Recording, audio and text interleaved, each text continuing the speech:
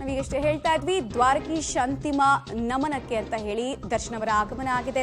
ದ್ವಾರಕೀಶ್ ಅವರ ಕುಟುಂಬಕ್ಕೆ ನಟ ದರ್ಶನ್ ಅವರು ಧೈರ್ಯವನ್ನ ಕೂಡ ತುಂಬುತ್ತಾ ಇದ್ರು. ದ್ವಾರಕೀಶ್ ಪುತ್ರ ಯೋಗೀಶ್ ಜೊತೆಗೆ ದರ್ಶನ್ ಕೆಲಕಾಲ ಮಾತುಕತೆ ನಡೆಸಿದ್ದು, ಜೊತೆಗೆ ತಬ್ಬಿ ಆಲಂಗಿಸುವ ಮೂಲಕ ಧೈರ್ಯ ತುಂಬುವ ಕೆಲಸವನ್ನ ಕೂಡ ನಟ ದರ್ಶನ್ ಅವರು ಮಾಡಿದ್ರು. ದರ್ಶನ್ ಅಂತ ಅಲ್ಲ, ಎಲ್ಲ ಕನ್ನಡದ ಹಿರಿಯ ನಟರ ಜೊತೆಗೂ ಕೂಡ ದ್ವಾರಕೀಶ್ ಅವರ ಒಡನಾಟ ತುಂಬಾ ಚೆನ್ನಾಗಿತ್ತು. 5 ದಶಕಗಳ ಚಿತ್ರೋದ್ಯಮದ ಜರ್ನಿ ಅಂತ ಹೇಳಿದ್ರೆ ನಾವು ಅರ್ಥ ಮಾಡ್ಕೊಳ್ಬಹುದು ಯಾವ ರೀತಿ ಅವರ ಕೊಡುಗೆ ಇತ್ತು, ಜೊತೆಗೆ ಅವರ ಸ್ನೇಹ ಸಂಪರ್ಕ, ಅವರ ಬಾಂಧವ್ಯ ಉಳಿದ ನಟರುಗಳ ಜೊತೆಗೆ ಹೇಗಿತ್ತು ಅಂತ. ಹೀಗಾಗಿ ವಿದಾಯವನ್ನ ಹೇಳಿರುವಂತಹ ದ್ವಾರಕೀಶ್ ಅವರಿಗೆ ಅಂತಿಮ ನಮನವನ್ನ ಸಲ್ಲಿಸೋದಕ್ಕೆ ಅಂತ ನಟ ದರ್ಶನ್ ಆದಿಯಾಗಿ ಗಣ್ಯಾತಿ ಗಣ್ಯರ ಆಗಮನವೇ ಆಗ್ತಾ ಇದೆ. 5 ದಶಕಗಳ ಕಾಲ ತಮ್ಮ ಮನೋಜ್ಞ ಅಭಿನಯದ ಮೂಲಕ ಕೆಲವು ಚಿತ್ರಗಳಲ್ಲಿ ಎಂಥವರ ಕಣ್ಣಲ್ಲೂ ನೀರು ತರಿಸುವಂತಹ ಚಾಣಾಕ್ಷತನ, ಕೆಲವು ಚಿತ್ರಗಳಲ್ಲಿ ಮನೋಜ್ಞ ಕಾಮಿಡಿಯ ಮೂಲಕ ನಗಿಸುವಂತಹ ಚಾಣಾಕ್ಷತನ ಎರಡೂ ಇದ್ದಂತಹ ವರ್ಸಿಟೈಲ್ ಆಕ್ಟರ್, ನಿರ್ಮಾಪಕರು, ನಿರ್ದೇಶಕರು, ಕನ್ನಡ ಚಿತ್ರೋದ್ಯಮ ಯಾವ ಭಾಷೆಗೂ ಕಡಿಮೆ ಇಲ್ಲ ಅನ್ನೋ ರೀತಿ ವಂಡರ್ಫುಲ್ ಫಿಲ್ಮ್ ಮೇಕಿಂಗ್ನ ಕೆಪಾಸಿಟಿ ಕ್ಯಾಲಿಬರ್ ಇದ್ದಂತಹ ದ್ವಾರಕೀಶ್ ಅವರ ಶಾಶ್ವತ ನಿರ್ಗಮನ ಆಗಿದೆ. ಕೆಲವರ ಸಾವು ಶೂನ್ಯವನ್ನ ತರಿಸ್ಬಿಡುತ್ತೆ, ಶೂನ್ಯ ಆವರಿಸೋ ಹಾಗೆ ಮಾಡಿಬಿಡುತ್ತೆ. ಈಗ ಕನ್ನಡ ಕಲಾಕ್ಷೇತ್ರದಲ್ಲೂ ಕೂಡ ಅದೇ ರೀತಿ ಶೂನ್ಯ ಆವರಿಸಲಾಗಿದೆ. ಕಾರಣ ದ್ವಾರಕೀಶ್ ಅವರ ಕೊಡುಗೆ.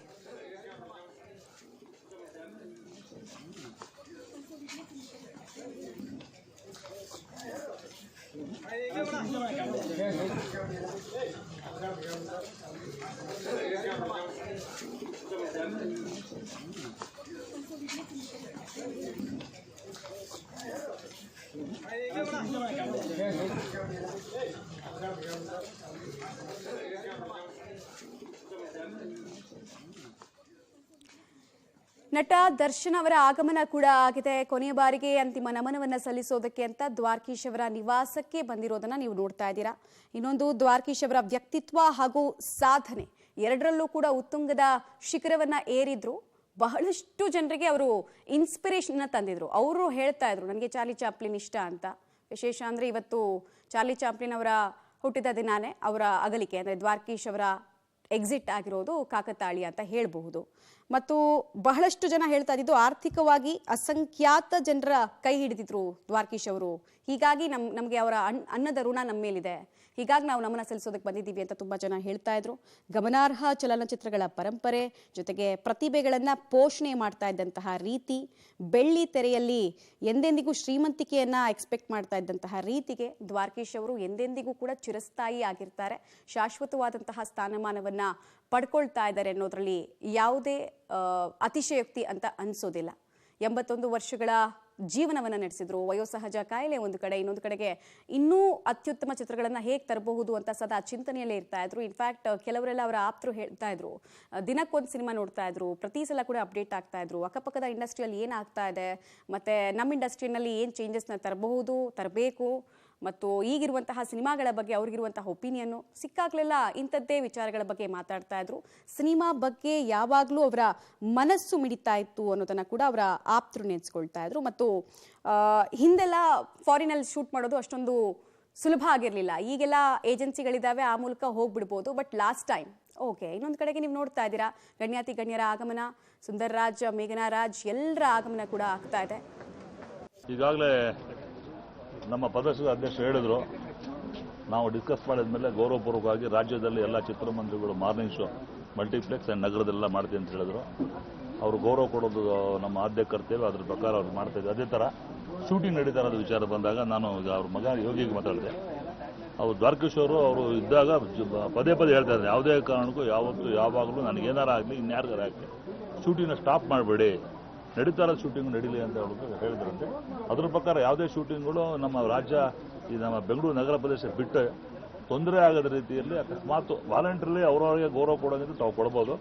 ಯಾವುದೇ ಕಾರಣಕ್ಕೂ ಫೋರ್ಸ್ ಮಾಡಿ ಶೂಟಿಂಗ್ ನಡೆಸು ಅಂತ ಹೇಳ್ತಾ ಇಲ್ಲ.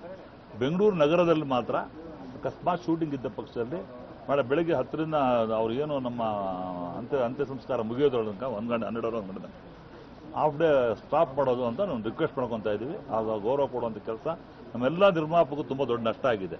ಆ ಗೌರವ ಕೆಲಸ ಮಾಡ್ತಾರೆ ಅಂತ ನನ್ನ ನಂಬಿಕೆ ಇದೆ. ಅದನ್ನು ಮಾಡಿ ಅಂತ ಕೇಳ್ಕೊತೀನಿ. ಯಾಕಂದರೆ ಇವತ್ತು ದ್ವಾರಕೀಶ್ವರ ನಿಧನ ಎಂಥ ಒಂದು ಅಘಾತವಾದ ಒಂದು ವಿಧಾನ ಅಂದರೆ ಅದು ನೋಡ್ತಾ ಇದ್ರೆ ಇಲ್ಲಿ ಬಂದಿರೋ ಜನ ಸಾಗರ ಇವತ್ತು ನೋಡ್ತಾ ಇದ್ರೆ ತುಂಬ ನೋವಾಗಿದೆ. ಆ ದುಃಖವನ್ನು ತಡ್ಕೊಳ್ಳೋ ಶಕ್ತಿ ಅವ್ರು ಕೊಡ್ಲಿ ಅಂತ ಈಗಾಗಲೇ ಕೇಳಿ ದ್ವಾರಕೀಶ್ವರ ಮಗ ನನಗೆ ಕೂಲಂಕುಷ ಚರ್ಚೆ ನಾಳೆ ಬೆಳಗ್ಗೆ 7:30 ಅಲ್ಲಿ ನಮ್ಮ 11 ಗಂಟೆ ತನಕ ನಮ್ಮ ರವೀಂದ್ರ ಕಲಾಕ್ಷೇತ್ರದಲ್ಲಿ ಅವರ ಅಂತಿಮ ದರ್ಶನ ಇರುತ್ತೆ. ಮುಖ್ಯಮಂತ್ರಿಗಳು ಕೂಡ ಅವತ್ತು ನಾಳೆ 10ರಿಂದ 10:10 ಅಲ್ಲಿಗೆ ಭಾಗವಹಿಸುವಂಥ ಕಾರ್ಯಕ್ರಮ ಇದೆ. ಸರ್ಕಾರಿ ಗೌರವಪೂರ್ವಕ ಅವರು ದೃಶ್ಯಾವಳಿಗಳನ್ನು ಗಮನಿಸ್ತಾ ಇದ್ದೀರಿ. ಒಂದ್ ಕಡೆಗೆ ಸೂತಕದ ವಾತಾವರಣ ಎಲ್ಲೆಡೆ ಆವರಿಸಿದೆ. ಎಲ್ಲರೂ ಮಾತಿಗಿಂತ ಹೆಚ್ಚಾಗಿ ಮೌನಕ್ಕೆ ಶರಣಾಗಿ ನಿಂತು ಚಿರನಿದ್ರೆಗೆ ಜಾರಿರುವಂತಹ ದ್ವಾರಕೀಶ್ ಅವರನ್ನ ನೋಡ್ತಾ ಮಗ್ನರಾಗಿರುವಂತಹ ದೃಶ್ಯ ಸರ್ವೇ ಸಾಮಾನ್ಯವಾಗಿ ಕಂಡು ಬರ್ತಾ ಇದೆ. ನಟ ದರ್ಶನ್ ಅವರು ಅಂತಿಮ ನಮನ ಸಲ್ಲಿಸೋದಕ್ಕೆ ಬಂದಂತಹ ಸಂದರ್ಭದ ದೃಶ್ಯಾವಳಿಗಳನ್ನು ಕೂಡ ನೀವು ಗಮನಿಸ್ತಾ ಇದ್ದೀರಾ. ಅಲ್ಲೇ ಪಕ್ಕದಲ್ಲಿ ಪುತ್ರ ಇದ್ದಾರೆ. ಪ್ರತಿಯೊಬ್ಬರು ಬಂದವರು ಕೂಡ ಅವರನ್ನ ಆಲಂಗಿಸಿ ಧೈರ್ಯ ಹೇಳುವಂತಹ ಪ್ರಯತ್ನ ಮಾಡ್ತಾ ಇದ್ದಾರೆ.